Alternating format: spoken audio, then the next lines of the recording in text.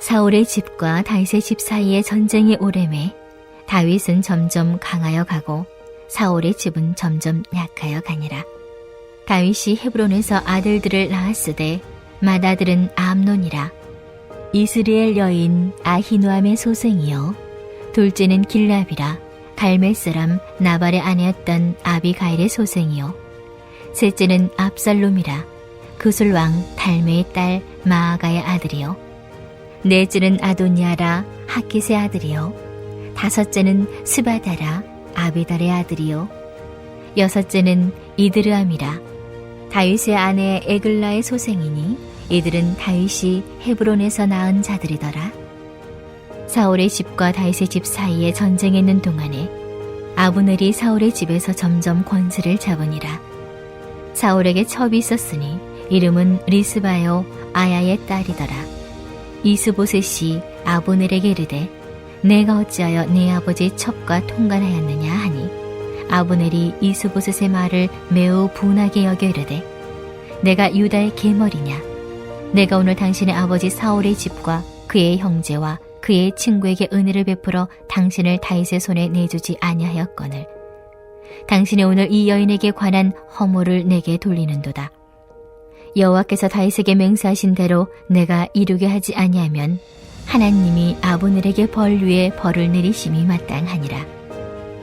그 맹세는 곧 이 나라를 사울의 집에서 다윗에게 옮겨서 그의 왕위를 단에서 브엘세바까지 이스라엘과 유다에 세우리라 하신 것이니라 하매 이스보셋이 아브넬을 두려워하여 감히 한마디도 대답하지 못하니라. 할렐루야! 오늘 이 자리에 나온 우리에게 하나님만을 믿고 의지하여 승리하는 은혜가 있길 소망합니다. 세상에는 부익부 빈익빈이라는 개념이 있죠.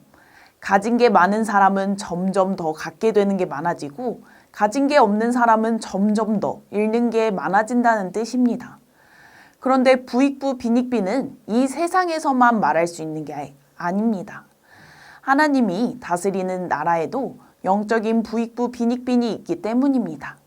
쉽게 말하자면 하나님의 능력을 힘입는 자는 더욱 강하여지고 하나님의 능력을 얻지 못하는 자는 더욱 약하여지는 겁니다.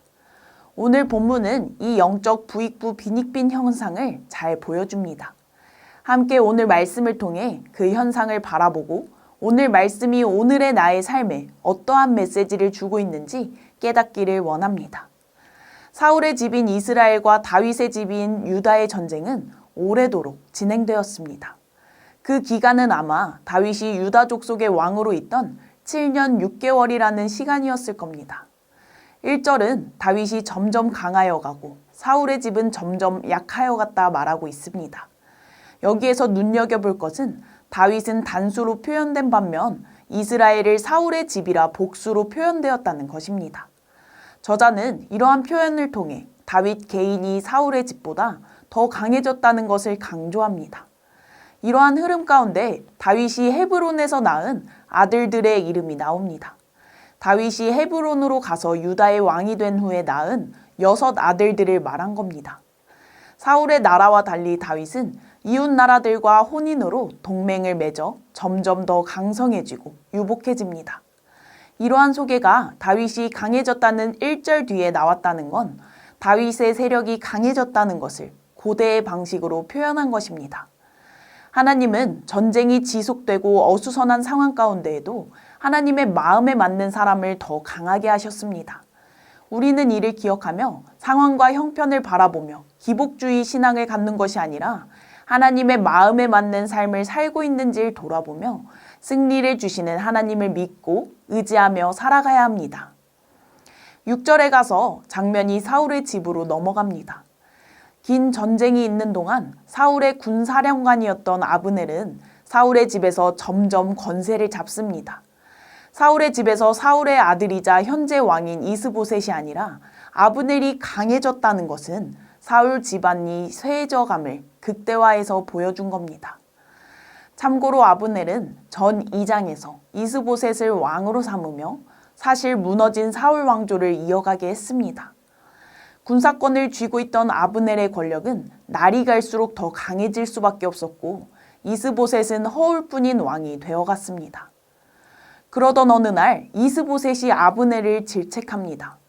어찌하여 자신의 아버지의 첩과 통간하였냐고 물으면서요. 그 당시 아버지의 첩이나 아내와 동침하는 것은 아버지의 자리를 물려받는 것을 의미했습니다.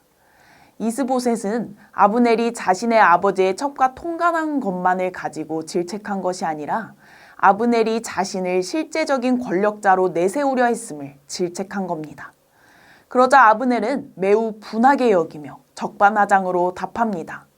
내가 유다의 개머리냐? 내가 오늘 당신의 아버지 사울의 집과 그의 형제와 그의 친구에게 은혜를 베풀어 당신을 다윗의 손에 내주지 아니하였거늘 당신이 오늘 이 여인에게 관한 허물을 내게 돌리는도다 라고요. 이렇게 아브넬의 답은 군사령관이 왕에게 한다고 믿기지 않을 만큼 과격했습니다. 아브넬은 내가 개머리냐고 말하며 자신을 강조합니다. 이스보셋에게 감히 나를 하찮게 여기느냐고 위협한 겁니다. 왕을 향한 아브넬의 폭언은 그의 강한 권세와 위치를 실감나게 해줍니다.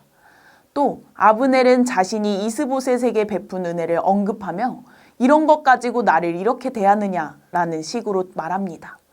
자신이 왕에게 베푼 은혜에 비하면 자신을 이런 것 가지고 탓할 수 없다며 되려 말한 겁니다. 이어서 아브넬은 여호와 하나님이 다윗에게 맹세하신 대로 자신이 이루게 하지 않으면 하나님이 자신에게 벌 위에 벌을 내리시는 게 마땅하다 말합니다. 더 이상 이스보셋의 편에 서지 않겠다고 협박한 겁니다. 여기에서 놀라운 점은 아브넬이 사울의 아들 이스보셋을 이스라엘의 왕으로 삼았지만 하나님이 다윗을 이스라엘의 왕으로 세우실 것을 알고 있었다는 겁니다. 그는 이 말을 통해 자신이 하나님의 뜻을 잘 알고 있으면서도 그 뜻을 거스르고 있었음을 시인한 셈이 되었습니다. 그렇다면 아브넬은 왜 지금까지 사울의 집안을 세우기 위해 힘쓴 걸까요? 그가 사울 왕조를 이어간 이유는 충성심보다는 사울 왕조에서 자신의 지위를 잃지 않으려는 욕심이었을 것입니다. 아브넬은 그 욕심으로 힘없는 이스보셋을 이스라엘의 왕으로 세웠습니다. 10절에서 아브넬은 다윗을 향한 하나님의 맹세가 무엇인지 말합니다. 하나님의 맹세는 하나님이 나라를 사울의 집에서 다윗에게 옮겨서 그의 왕위를 단에서 브엘세바까지 세울 거라 하신 거라고요. 단은 이스라엘의 최북단이고 브엘세바는 이스라엘의 최남단입니다. 우리가 할라에서 백두까지라고 표현하듯이 이스라엘도 온 나라를 말할 때 단에서 브엘세바까지라고 표현합니다. 아브넬은 이러한 하나님의 약속을 이루는 데에 동참할 거라 하며 이스보셋에게 자신의 실권을 인정하라고 마지막으로 한 번 더 협박한 것입니다. 처음에 아브넬은 북왕국 이스라엘이 다윗의 왕국 유다보다 더욱 군사력이 강하다고 생각하며 이스보셋을 왕으로 세우고 이스보셋을 왕으로 세우자마자 전쟁을 일으켰을 것입니다. 하지만 그는 갈수록 다윗이 강해지는 것을 보며 이제는 유다 군대에 맞설 힘이 없다는 걸 깨닫게 되었을 겁니다.